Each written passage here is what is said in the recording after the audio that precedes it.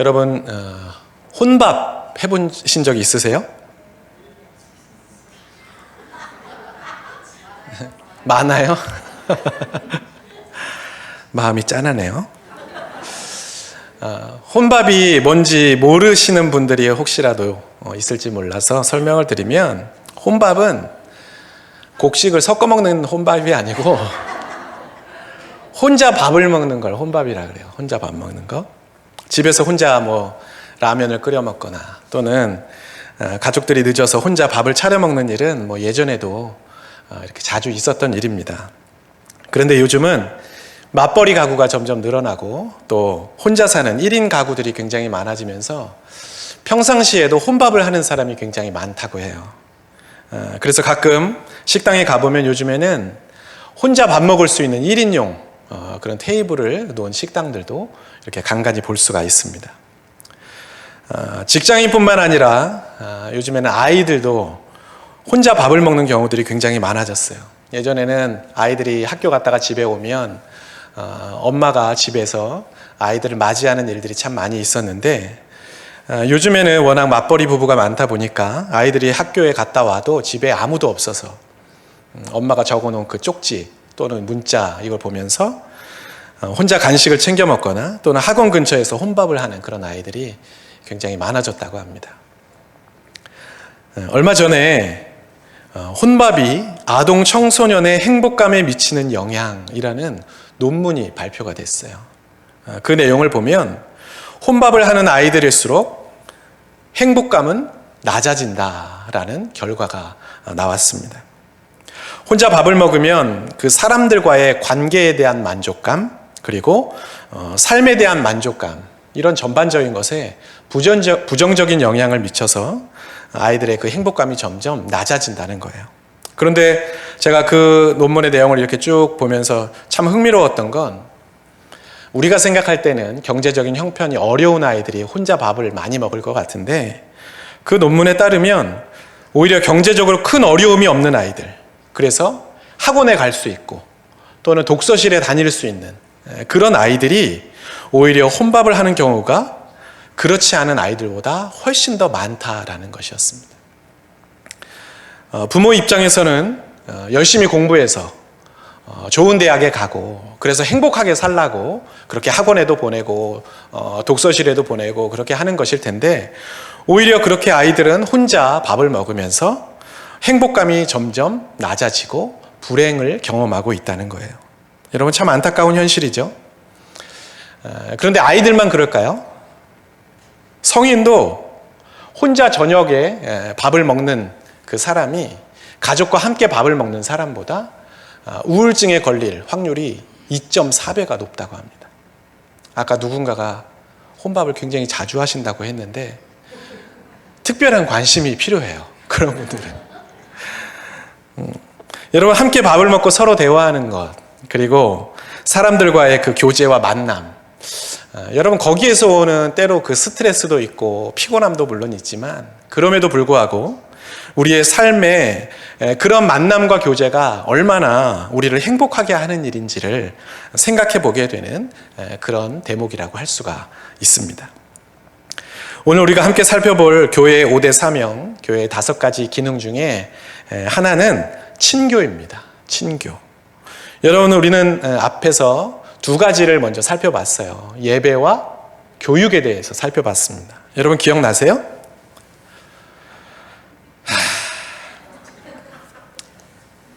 복습을 한번 해볼게요. 여러분, 예배가 뭐라고 했어요?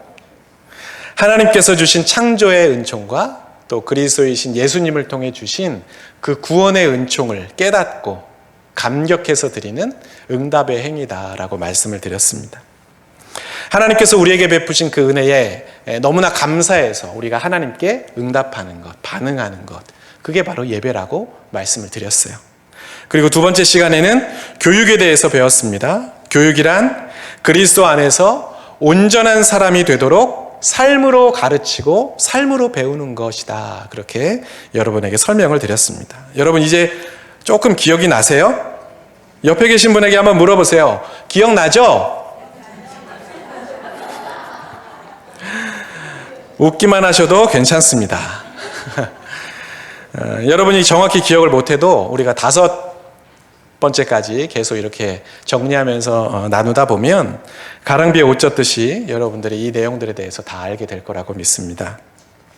오늘은 3번째 시간으로 여러분이 가장 좋아하고 또 여러분들이 가장 잘하고 또 가장 즐거워하는 친교에 대해서 함께 살펴보려고 합니다. 여러분, 친교가 뭘까요? 친교. 우리는 흔히 친교를 사람들과 노는 거 이렇게 생각하는 경우가 많아요. 여러분, 물론 어느 정도는 맞는 말이에요. 하지만 성경이 말하는 그 친교는 단순히 사람들이 이렇게 함께 모여서 뭐 즐겁게 이야기하고 맛있는 거 먹고 재밌는 시간 갖는 것, 여러분, 그것만을 의미하는 것은 절대로 아닙니다. 제가 신대원 다닐 때 벌써 20년도 더 된 이야기니까 여러분에게 제가 솔직하게 다 말씀을 드릴게요.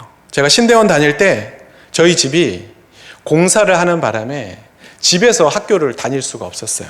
그래서 어디에서 생활을 해야 되나 했는데 마침 지방에서 올라온 후배가, 기숙사에 살고 있던 후배가 자기는 기숙사에서 생활하는 게 너무 답답하다고 자취를 하겠다고 하면서 자기가 살고 있는 그 기숙사 방을 저보고 쓰라고 이렇게 이야기를 해줬어요. 원래 서울에 사는 사람은 기숙사 신청 자격이 안 되는데 어떻게 보면 편법으로 이제 제가 그 기숙사 방을 쓰게 된 거죠.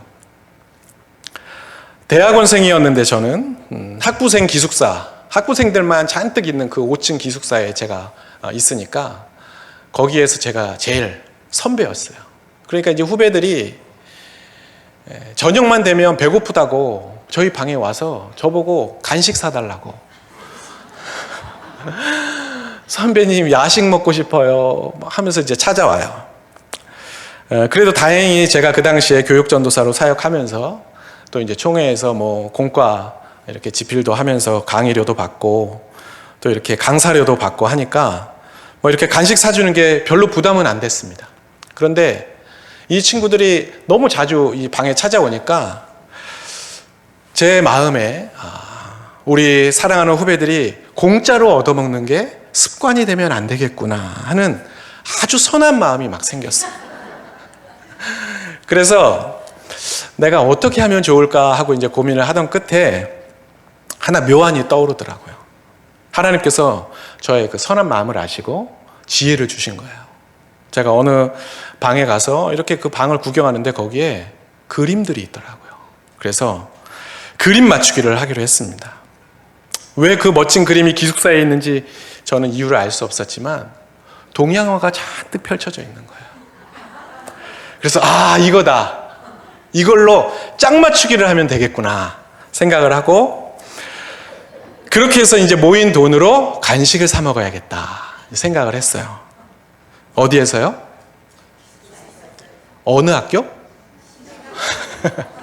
신학교 기숙사에서 이 동양화 짝 맞추기를 하면서 간식을 이제 사 먹기로 했어요. 여러분, 얼마나 화목했는지 몰라요. 후배들이 그 소식을 듣고 얼마나 저희 방에 모이기를 힘쓰는지 일주일에 한 2-3번 정도는 그렇게 친교의 시간을 가졌습니다.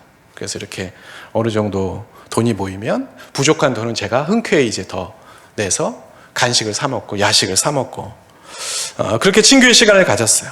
그래도 명생이 신학생이니까 찬양을 틀었어요. 찬양을 틀고 이제 그 친교의 시간을 갔는데 그 친교의 시간에 주제곡이 있었습니다. 주님 말씀하시면 내가 나아가리다. 주님 뜻이 아니면 내가 멈춰서리다. 그 찬양을 들으면서 내가 지금 가야 하는지, 내가 지금 멈춰야 하는지 이걸 생각하면서 그 짝 맞추기를 하는 거예요. 여러분들이 들으실 때 이 시간이 친교의 시간이라고 생각하세요? 아닌 것 같아요? 여러분, 그런데 오늘 우리가 읽은 말씀처럼 믿음의 사람들이 날마다 모이기를 힘쓰고 함께 기쁨으로 음식을 나눠 먹었고 찬양이 울려 퍼지고 날마다 그 수가 더해졌거든요. 그런데 친교가 아닐까요? 여러분들이 생각할 때 제가 했던 그 모임이 과연 오늘 성경에서 말하는 진정한 의미의 친교인지 우리가 오늘 함께 말씀을 통해 살펴보려고 합니다. 오늘 우리가 함께 읽은 본문은 예수님께서 부활하시고 승천하신 후에 그 마가의 다락방에 성령이 임하셨을 때 일어난 사건이에요. 본문 43절에 보면 사람마다 두려워하는데 라는 구절이 있는데 이 말씀은 오순절에 성령이 임하시고 나서 그곳에 놀라운 표적과 기사가 일어나는 것을 보고 사람들이 너무 두려워서 놀랐다는 것을 의미하는 거예요. 오늘 본문 바로 앞인 사도행전 2장 1절부터 41절까지의 말씀에 보면 예수님이 하늘로 승천하신 후에 120명의 성도들이 그 마가의 다락방에 모여 기도하는 장면이 나옵니다. 그런데 그때 오순절에 성령이 임하시고 그 성령의 역사로 인해 사람들이 방언을 하기 시작했어요. 서로 다른 지역의 사람들, 다른 언어를 사용하는 사람들이 모여서 기도를 하는데 어찌된 일인지 각각 다른 언어로 이야기하는데 그 말을 알아들을 수가 있게 된 거예요. 이렇게 방언을 하는 게 그 당시 사람들에게 얼마나 충격적이었는지 사도행전 2장 12절과 13절을 보면 이렇게 설명하고 있습니다.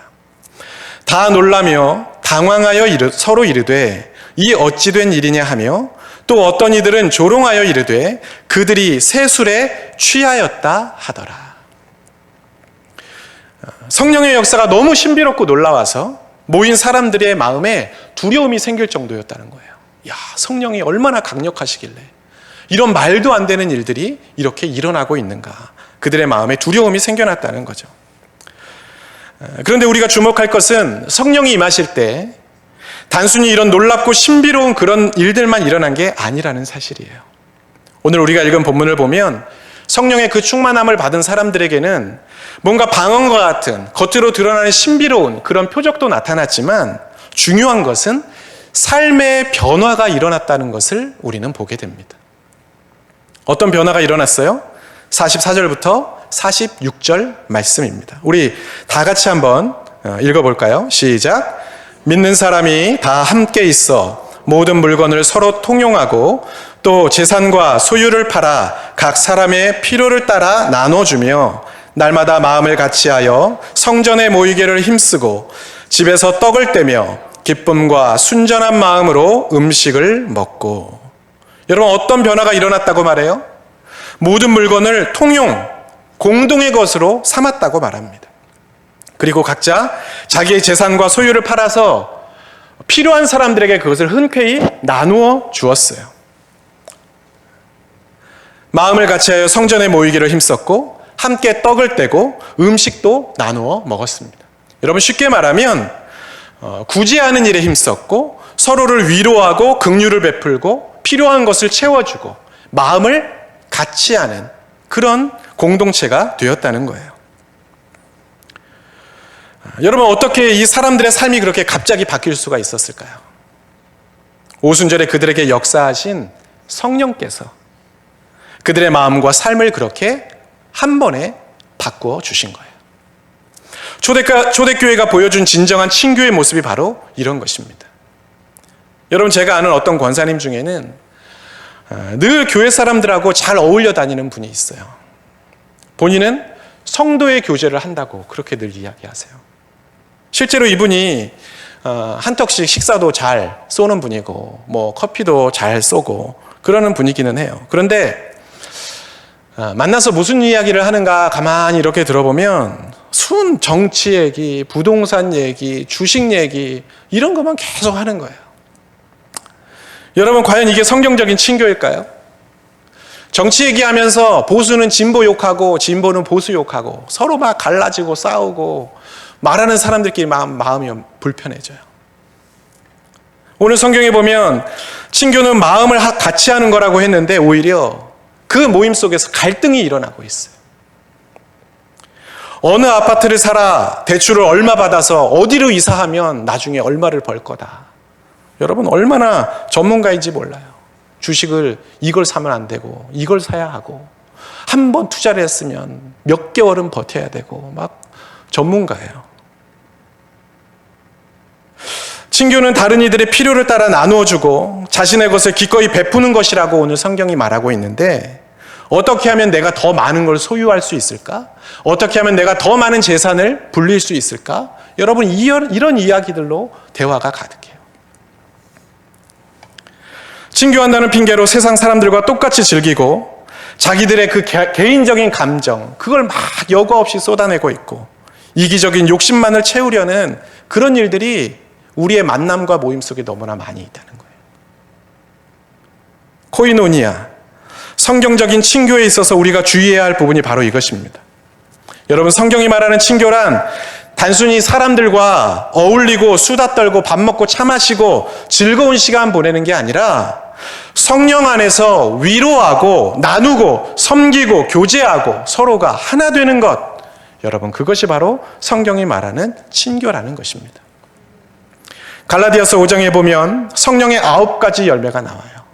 여러분, 뭔지 다 아시죠? 성령의 9가지 열매. 우리 한번 이야기해 볼까요? 사랑과 희락과 화평과 오래 참음과 자비와 양선과 충성과 온유와 절제. 이 9가지를 말합니다. 여러분, 사도 바울은 성령이 우리 안에 역사하실 때 우리의 삶을 통해 겉으로 드러나는 어떤 표적과 기사, 신비로운 일들도 있지만, 은사도 있지만, 성령은 우리의 내면의 변화, 성품의 변화를 일으키신다고 말해요. 그러면서 그 9가지를 이야기하는데 그 가운데 첫 번째가 뭐예요? 사랑입니다. 사랑. 요한일서 4장 7절과 8절에 보면 사랑하는 자들아, 우리가 서로 사랑하자. 사랑은 하나님께 속한 것이니 사랑하는 자마다 하나님으로부터 나서 하나님을 알고 사랑하지 아니하는 자는 하나님을 알지 못하나니 이는 하나님은 사랑이심이라. 이렇게 말하고 있습니다. 하나님이 사랑이시니까 그 하나님의 영인 성령은 사랑의 영이에요.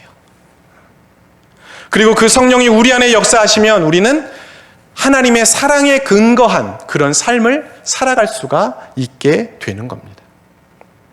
오늘 본문을 보면 초대교회 사람들은 우리가 어떻게 하면 친교를 잘할 수 있을까? 우리가 어떻게 하면 정말 아름다운 공동체를 만들 수 있을까? 회의를 하거나 계획을 세우거나 그것을 위해서 노력하지 않았어요. 초대교회의 그 이상적인 모습은 사람들이 연구하고 계획하고 노력해서 되어진 것이 아니라 성령께서 각 사람의 마음을 변화시켜 주심으로 자연스럽게 일어난 현상이었다는 것입니다. 성령의 역사라는 거죠. 그렇다면 그 오순절 마가의 다락방에 임하셨던 그 성령, 그 공동체를 바꾸어 주신 성령께서 오늘 우리 교회에도 또 여러분의 삶에도 그런 삶의 변화를 일으켜 주시지 않겠어요?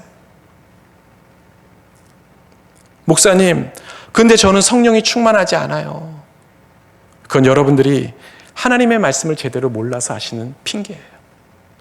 주님은 고린도전서 3장 16절 말씀을 통해 우리에게 분명히 말씀하고 계십니다. 너희가 하나님의 성전인 것과 하나님의 성령이 너희 안에 계시는 것을 알지 못하느냐. 이미 우리 안에 하나님의 성령이 거하고 계신다는 거예요. 우리가 예수 그리스도를 주로 시인하고 부활절을 맞이해서 이렇게 교회에 와서 예배드리고 함께 찬양하고 주님 하고 우리가 부를 수 있는 것, 우리 안에 성령이 계시기 때문에 가능한 일인 것입니다. 사랑의 영이신 성령이 이미 우리 안에 거하고 계세요. 이미 우리 안에 하나님의 사랑이 있기 때문에 우리는 그 사랑으로 얼마든지 위로하고 나누고 섬기고 하나 될 수 있다는 것입니다. 여러분 믿으십니까?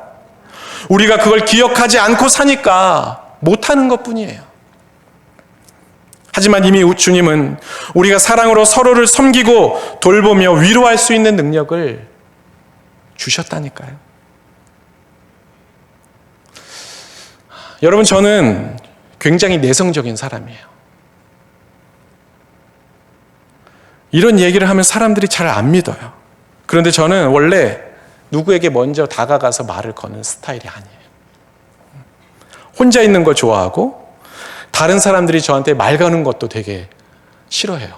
힘들어해요. 그래서 예전에는 교회에서 막 사람들 많은 곳을 지나다닐 때 땅만 보고 다녔어요. 누가 나 쳐다보고 말 걸까 봐. 마트를 갔는데 누가 알아보길래 그 다음에 마트도 안 갔어요. 늘 저를 따라다니던 별명은 차도남, 까도남, 까칠하다, 차갑다 이런 말이었어요. 제가 대학교 다닐 때 저희 선배 누나가 저한테 했던 말이 지금도 잊혀지지 않아요.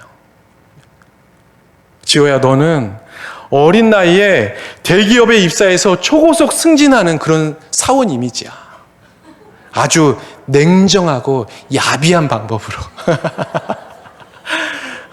그 누님 목회 잘하고 계시는지 모르겠는데 그 선배 누나가 그런 이야기를 저한테 했던 적도 있어요. 워낙 말을 잘하지 않고 그냥 무표정하게 다니니까 저를 그렇게 이야기해 줬어요. 그런데 여러분, 제가 점점 변하고 있다는 것을 느껴요. 저는 여전히 내성적이고 여전히 혼자 있는 걸 좋아해요. 그런데 이상하게도 교회 안에서는 사람들에게 먼저 가서 말을 겁니다. 누가 아프다고 하면 마음이 쓰이고 또 한 번쯤 챙겨보고 싶어요. 처음에는 그런 마음만 있었는데 언제부턴가는 제가 먼저 연락도 하고 전화도 합니다. 그리고 기도도 해드려요. 예전에는 누가 와서 목사님 기도해 주세요 이러면 그게 그렇게 부담스럽고 싫었어요. 왜 이렇게 자꾸 나한테 기도해 달라고 하나. 근데 이제는 누군가를 위해서 기도한다는 것이 참 좋습니다. 내가 누군가를 위로하고 또 누군가에게 힘이 될 수 있다는 게 저에게 얼마나 행복한 일인지를 제가 경험하고 있어요. 여러분, 제가 변하려고 애쓰고 노력했을까요? 야, 나는 이런 부분은 좀 고쳐야겠구나. 제가 의지적으로 그것을 노력하지 않았어요. 어느 순간 내 안에 계신 성령께서 내 마음과 행동을 그렇게 바꾸어 가시는 것을 느끼고 있습니다. 저는 우리 교회가 성령 안에서 서로 위로하고 격려하고 또 서로 섬기고 돌보면서 사랑으로 정말 하나 되는 그런 교회가 되었으면 좋겠어요. 우리 안에 계신 그 성령의 능력을 믿고 사랑의 영이신 그 성령의 능력을 믿고 우리가 그 사랑으로 서로 교제한다면 저는 우리 교회가 충분히 그런 교회가 될 거라고 믿습니다. 특별히 우리 교회는 두 교회가 하나 된 합쳐진 교회잖아요. 물론 벌써 10년이 넘기는 했지만 여러분, 우리가 다른 교회들을 보면 둘이었던 교회가 하나가 되면 겉으로는 하나가 된 것 같은데 속으로는 여전히 둘인 그런 교회들이 참 많이 있어요. 저 사람은 이쪽 출신, 누구는 이쪽 출신.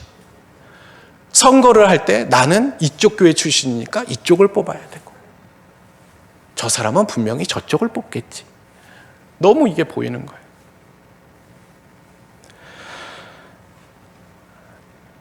하지만 우리 안에 계신 성령은 우리를 하나 되게 하시는 분이십니다. 냉정하게 한번 돌아볼 필요가 있어요. 지난 10여 년 동안 우리는 과연 얼마나 하나 되었고 얼마나 마음을 합하며 지냈는지 우리가 그것을 한번 점검해 보고 혹시라도 아직 우리 안에 부족한 부분들이 있다면 당장 오늘부터라도 성령이 하나 되게 하신 그 뜻을 따라 우리가 그 뜻을 이루기 위해서 먼저 노력해야 한다는 것입니다. 누가 다가오기를 기다리지 말고 내가 먼저 다가가고 내가 먼저 말을 건네줄 수 있는 그런 교회, 그런 성도들이 되면 좋겠어요. 여러분, 새 가족이 오면, 낯선 사람이 오면 왠지 이상한 사람이 왔네. 경계하지 마시고 찾아가 보시고 어떻게 오셨냐고 인사도 좀 해보시고 그렇게 새 가족들이 따뜻함을 느낄 수 있는 교회가 되었으면 좋겠습니다. 지난달에 우리 교회 성도님들 가정에 장례가 있었습니다. 저는 그렇게 성도들의 가정에 경조사가 생기면 특별히 좋은 일보다는 마음 아프고 그 힘든 일에 우리 성도들이 더 많은 관심을 갖고 더 많이 참여하는 그런 교회가 되면 좋겠어요. 저는 제가 처음에 교구 사역을 처음 시작할 때 그 성도들에게, 교구 식구들에게 다른 건 다 자유롭게 하시라고 말씀드렸지만 아주 강하게 했던 광고가 있습니다. 저는 누구 집에 장례가 나면 우리 집에 장례가 났다고 생각하고 열심히 찾아가겠다고 말씀드렸어요. 그러니 혹시라도 어느 집사님, 어느 권사님의 가정에 장례가 났다 문자를 받으면 아이고 우리 목사님 가정에 장례가 났구나 그렇게 생각하고 많이들 참석하시라고 말씀을 드렸습니다.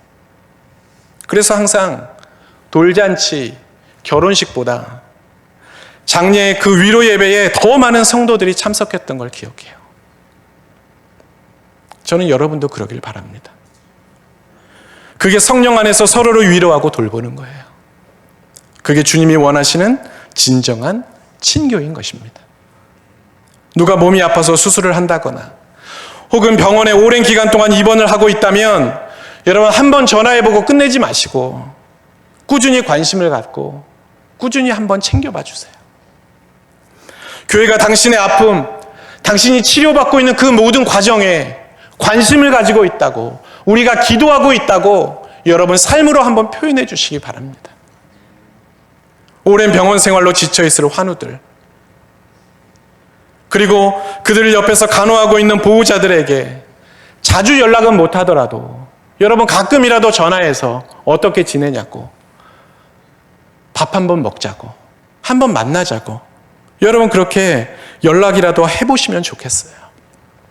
그렇게 교회가 여전히 당신을 잊지 않았다고, 우리가 여전히 당신을 생각하고 있다고, 여러분 그 마음을 나누어 주세요.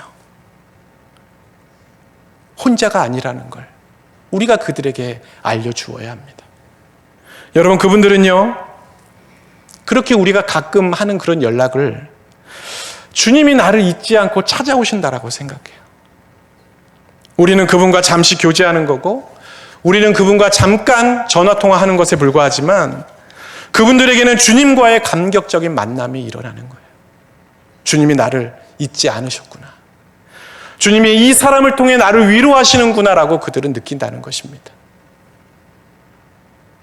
구역 식구가 교회에 오지 않으면 누구 오늘 안 왔네 끝나지 마시고 전화도 해보시고, 오늘 표정 안색이 안 좋으면 무슨 일이 있는지 한번 또 물어도 보시고, 말로 물어보기 민망하면 문자라도 한번 보내주시고, 지나가면서 슬쩍 집사님 제가 기도하고 있어요 라고 한마디 건네주세요. 공동체, 우리 교회의 분위기가 완전히 달라질 것입니다. 어디가 안 좋아서 병원에 다닌다고 하면 여러분 주중에 한번 전화해서 병원 잘 갔다 왔냐고, 이젠 좀 괜찮냐고 여러분 그렇게 한번 물어봐 주세요. 저도 여러분에게 계속 그렇게 다가가고 또 물어보고 전화하고 기도해 드리겠습니다.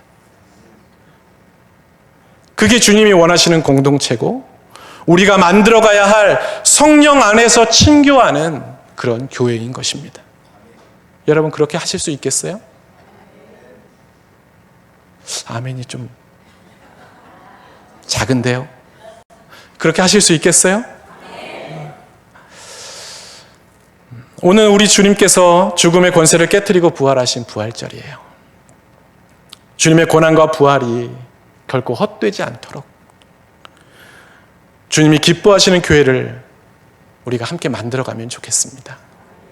주님이 우리에게 허락하신 그 사랑, 우리에게 부어주신 그 은혜, 우리 마음속에만 담아두지 말고 우리 옆에 있는 사람들과 함께 나누면서 서로를 위로하고 섬기고 세워가는 그런 교회를 만들어가는 저와 여러분들이 되시기를 주님의 이름으로 축복합니다. 아멘. 기도하겠습니다.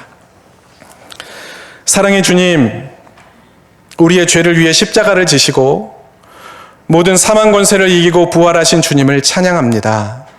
주님의 부활을 기념하는 이날 모든 성도들이 함께 모여 예배하고 주님이 원하시고 기뻐하시는 교회 모습이 어떤 것인지를 함께 고민하게 하시니 감사합니다.